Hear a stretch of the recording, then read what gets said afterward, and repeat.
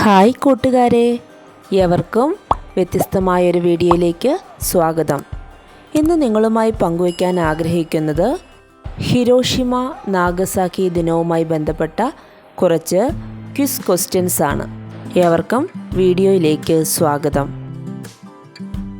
രണ്ടാം ലോക മഹായുദ്ധകാലത്ത് ജപ്പാനെ പരാജയപ്പെടുത്തുന്നതിനായി അമേരിക്ക കണ്ടെത്തിയ അവസാന മാർഗം എന്തായിരുന്നു? അണുവായുധ പ്രയോഗം. ലോകത്ത് ആദ്യമായി അണുബോംബ് ഉപയോഗിച്ച രാജ്യം ഏത്? അമേരിക്ക. ലോകത്ത് ആദ്യമായി അണുബോംബ് വർഷിക്കപ്പെട്ട രാജ്യം ഏത്? ജപ്പാൻ. ലോകത്ത് ആദ്യമായി അണുബോംബ് വർഷിക്കപ്പെട്ട ജപ്പാനിലെ നഗരം ഏത്? ഹിരോഷിമ. അമേരിക്ക ഹിരോഷിമയിൽ അണുബോംബ് വർഷിച്ചത് എന്ന്? 1945 ആഗസ്റ്റ് 6. ജപ്പാനിൽ അണുബോംബ് വർഷിക്കുമ്പോൾ അമേരിക്കൻ പ്രസിഡന്റ് ആര്? Harry S Truman. ഹിരോഷിമയിൽ അണുബോംബ് വർഷിച്ച രാജ്യം ഏത്? അമേരിക്ക. ഹിരോഷിമയിൽ അണുബോംബ് പ്രയോഗിച്ച സമയം? രാവിലെ 8:15. അമേരിക്ക രണ്ടാമതായി അണുബോംബ് ആക്രമണം നടത്തിയ ജപ്പാനിലെ നഗരം ഏത്? നാഗസാക്കി. എന്നാണ് അമേരിക്ക നാഗസാക്കിയിൽ അണുബോംബ് വർഷിച്ചത്? 1945 ആഗസ്റ്റ് 9. നാഗസാക്കിയിൽ അണുബോംബ് വർഷിച്ച സമയം? പകൽ 11:02. ജപ്പാനിലെ ഏത് നഗരങ്ങളിലാണ് അമേരിക്ക അണുബോംബ് വർഷിച്ചത്? Hiroshima, Nagasaki. ലോകത്ത് ആദ്യമായി അണുബോംബ് ഉപയോഗിച്ച യുദ്ധം ഏത്?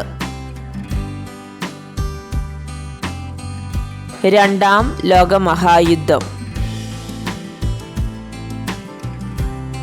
ബോംബ് ആക്രമണത്തിന് ശേഷം ഹിരോഷിമ സന്ദർശിച്ച ആദ്യ അമേരിക്കൻ പ്രസിഡന്റ് ആര്?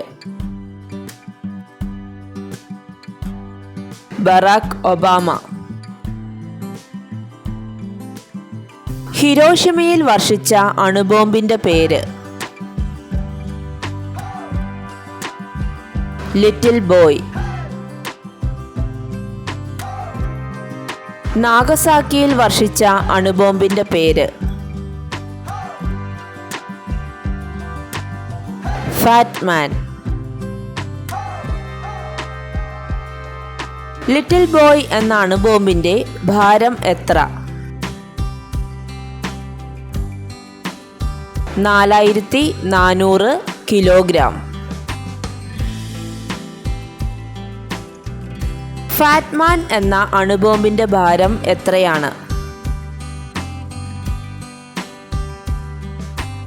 4670 കിലോഗ്രാം. ലിറ്റിൽ ബോയ് എന്ന അണുബോംബിന്റെ നീളം എത്രയാണ്? 3 മീറ്റർ. ഫാറ്റ്മാൻ എന്ന അണുബോംബിന്റെ നീളം എത്ര? 3.3 മീറ്റർ. ഹിരോഷിമയിൽ ബോംബ് വർഷിച്ച വിമാനത്തിന്റെ പേര്?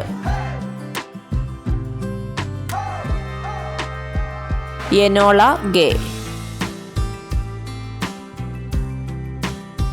നാഗസാക്കിയിൽ ബോംബ് വർഷിച്ച വിമാനത്തിന്റെ പേര്? ബോസ്കർ. ഹിരോഷിമയിൽ ബോംബ് വർഷിച്ച വിമാനത്തിന്റെ പൈലറ്റിന്റെ പേര് എന്താണ്? Paul W Tibet.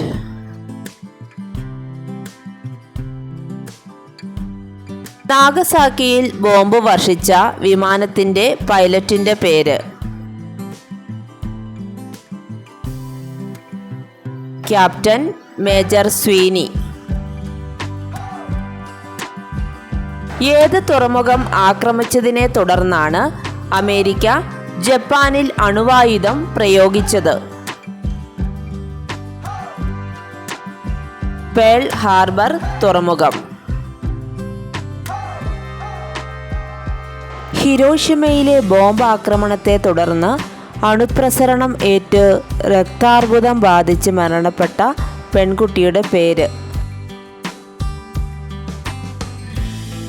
Sadako സസക്കി.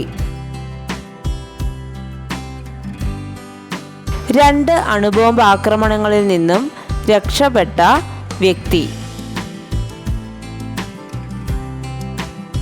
സുറ്റോമോ Yamaguchi.